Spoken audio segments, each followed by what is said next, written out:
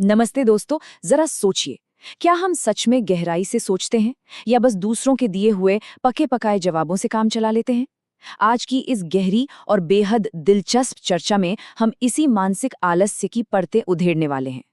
चलिए बिना देर किए सीधा इस विषय में गोता लगाते हैं और देखते हैं कि कैसे यह आलस्य हमें सच्चाई से बहुत दूर ले जाता है।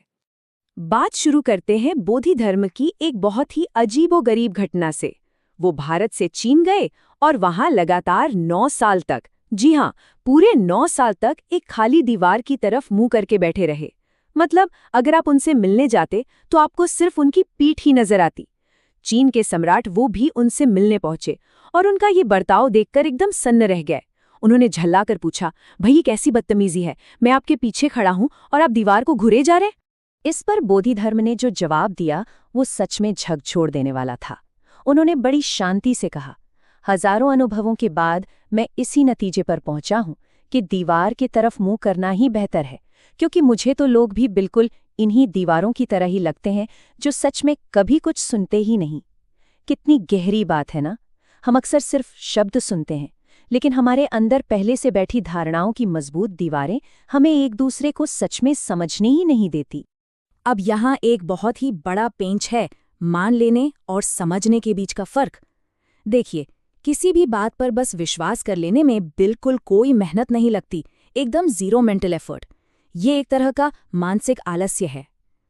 लेकिन दूसरी तरफ समझना एक बहुत ही एक्टिव और थका देने वाला प्रोसेस है। इसमें लगातार मानसिक श्रम लगता है, दिमाग के घोड़े दौड़ाने पड़ते हैं।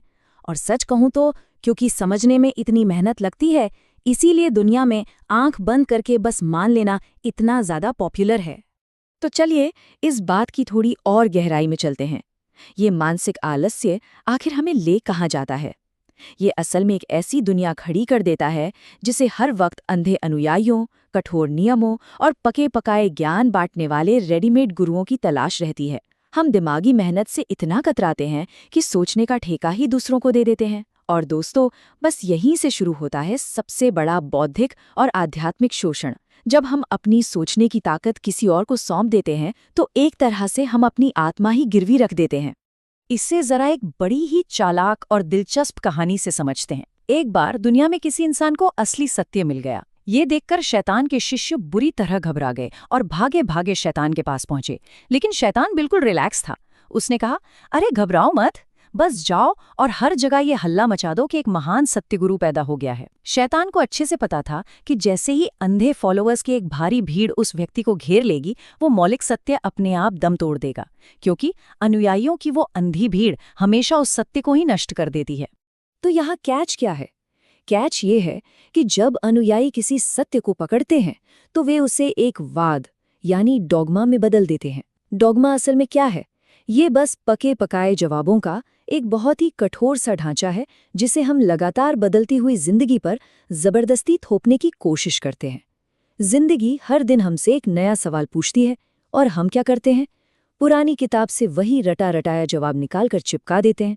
किसी महान विचारक की सोच का वाद बना देना सच में उसकी गतिशील और जीवंत सोच का कत्ल करने जैसा ही है।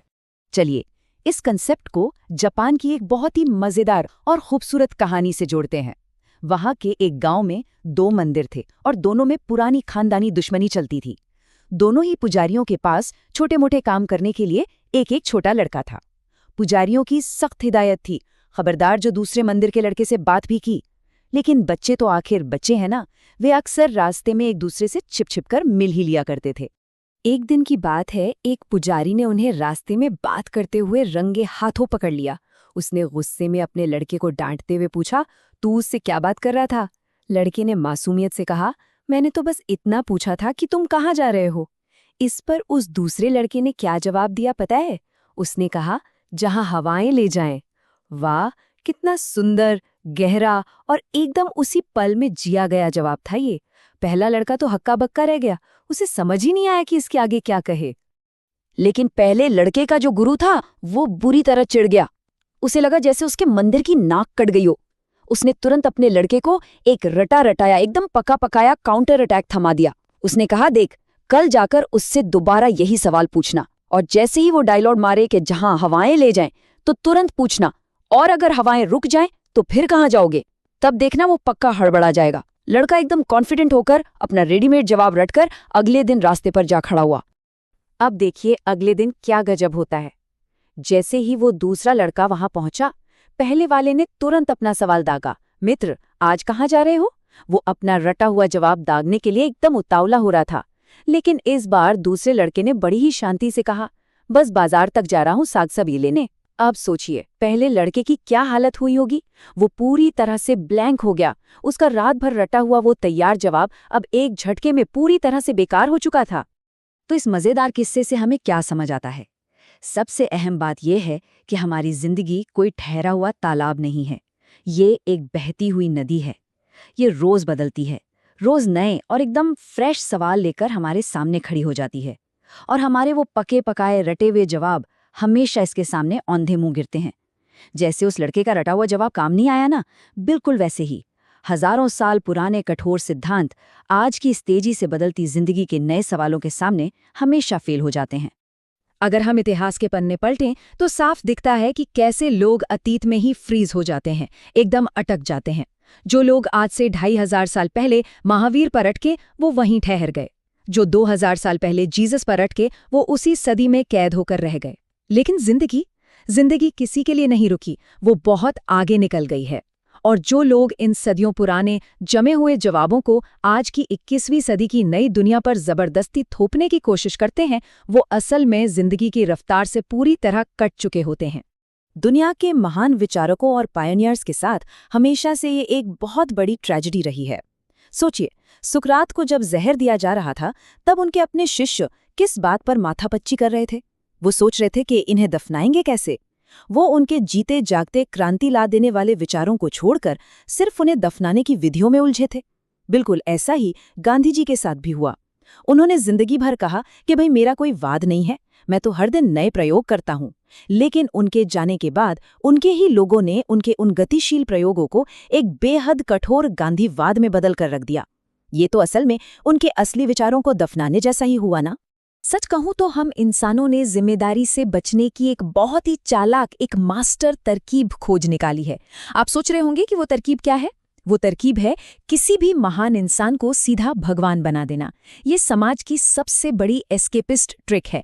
जब हमें किसी महान व्यक्ति के नक्शे कदम पर नहीं चलना होता, अपनी जिंदगी में कोई बदलाव नहीं करना होता, तो हम बड़ी ही चालाकी से उसे चुपचाप भगवान की गद्दी पर ले जाकर बैठा देते हैं। और ये बात पूरी तरह से लॉजिकल है। देखिए, जब तक कोई व्यक्ति इंसान रहता है तब तक हमारी ये जिम्मेदारी बनती है कि हम उससे कुछ सीखें, अपने तौर तरीकों को बदलें, कुछ नया करें। लेकिन जैसे ही हमने उस पर भगवान का ठप्पा लगा दिया, बस खेल खत्म। फिर हमें क्या करना है? सिर्फ साल में 1-2 बार उनकी पूजा करनी है, उन पर फूल चढ़ाने हैं और बस। खुद को बदलने की इस भारी भरकम दिमागी मेहनत से हम एकदम साफ बच निकलते हैं। पर इस सेफ जोन में रहने और इन पुराने जवाबों से चिपके रहने की एक बहुत भारी कीमत चुकानी पड़ती है। जो समाज सिर्फ पुराने और एकदम सुरक्षित लगने वाले जवाबों के भरोसे बैठा रहता है ना, वो धीरे धीरे गलतियां करने की अपनी क्षमता ही खो बैठता है। और ये बात गांठ बांध लीजिए, गलतियां करना कोई बुरी बात नहीं है। ये तो जिंदगी और एक्टिव एक्सपेरिमेंट्स का सबसे बड़ा सबूत है। अगर हम गलती करने से ही डरने लगेंगे तो कुछ भी नया कैसे सीखेंगे? ऐसा समाज तो एक तरह से ठहर जाता है, एकदम डेड हो जाता है। जरा सोचिए, ये पीछे देखने की आदत हमें आखिर ले कहाँ जा रही है? अगर हमें भविष्य बनाना है तो अतीत की कैद से तो बाहर निकलना ही होगा। आज दुनिया भर के युवा चांद तारों की बातें कर रहे हैं, अंतरिक्ष में बस्तियां बसाने और चेतना की नई हदों को छूने के सपने देख रहे हैं। और दूसरी तरफ हम अक्सर अपने उन्हीं पुराने ऐतिहासिक नाटकों और किस्सों को बार बार दोहराकर ही खुश हो लेते हैं। ये एक कड़वा सच है कि जो समाज हमेशा पीछे मुड़कर देखता रहता है, वो आगे बढ़ने की इस रेस में पक्का पिछड़ जाता है। चलिए, इतने भारी भरकम विचारों के बीच माहौल को थोड़ा हल्का करते हैं और एक बड़ी ही मजेदार सटायरिकल कहानी सुनते हैं। एक गधा था, जी हाँ गधा, जिसने किसी तरह जुगाड़ लगाकर अखबार पढ़ना सीख लिया। अब भाई, जो अखबार बांट सकता है वो भाषण भी तो दे ही सकता है। बस फिर क्या था, वो गधा खुद को परम ज्ञानी समझने लगा और जगह जगह ज्ञान बांटने लगा। उसे लगा कि अब उसका टैलेंट किसी छोटे मोटे गांव के लायक नहीं रहा, अब तो उसे सीधा देश की राजधानी दिल्ली कूच करना चाहिए, क्योंकि अब वो एक महान राजनेता बनने के लिए पूरी तरह तैयार है। तो वो गधा अपने साथ कुछ और गधों की एक अच्छी खासी भीड़ लेकर सीधा उस समय के प्रधानमंत्री पंडित नेहरू के बगीचे में धमक पड़ा। उसने बड़े रौब से कहा, मैं एक बोलता हुआ गधा हूं और मैं नेता बनना चाहता हूं।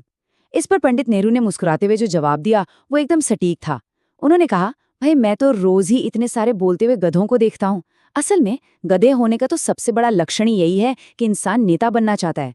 ये एक बहुत ही करारा तंज है इस बात पर कि कैसे अक्सर खोखली बातें और रटे रटाए भाषण ही सच्चे लीडरशिप का मुखौटा पहन लेते हैं। तो दोस्तों, इस पूरी चर्चा को अगर हम एक जगह समेटे तो इसका असली निचोड़ क्या निकलता है? निचोड़ ये है कि आज हमारे समाज को और ज्यादा नेताओं या आंख मूंद कर पीछे चलने वाले अनुयायियों की बिल्कुल कोई जरूरत नहीं है। हमें जरूरत है एक असली मानसिक जागरण की, इंडिपेंडेंट थिंकिंग की। हमें ऐसे लोगों की जरूरत है जो खुद अपने दिमाग का इस्तेमाल करें, जो सवाल पूछने से और मानसिक मेहनत करने से घबराए नहीं। याद रखिए, सच्ची तरक्की कोई नया लीडर ढूंढने से नहीं आएगी, बल्कि लगातार और स्वतंत्र रूप से विचार करने की एक क्रांति से आएगी। और जाते जाते हम सबको झकझोर देने वाला एक बेहद अहम सवाल हमारे सामने खड़ा है। क्या हम हमेशा अतीत के उन पके पकाए जवाबों के अंधे अनुयायी ही बने रहेंगे, या फिर कभी खुद के लिए सोचने और नए रास्ते गढ़ने की हिम्मत भी जुटाएंगे? फैसला पूरी तरह से हमारे अपने हाथों में है। आज के इस गहरे विश्लेषण में हमारे साथ जुड़े रहने के लिए बहुत बहुत शुक्रिया। बस एक बात याद रखिएगा, सवाल पूछने की ये आग कभी बुझनी नहीं चाहिए और गहराई से सोचने की वो आदत हमेशा बनी रहनी चाहिए।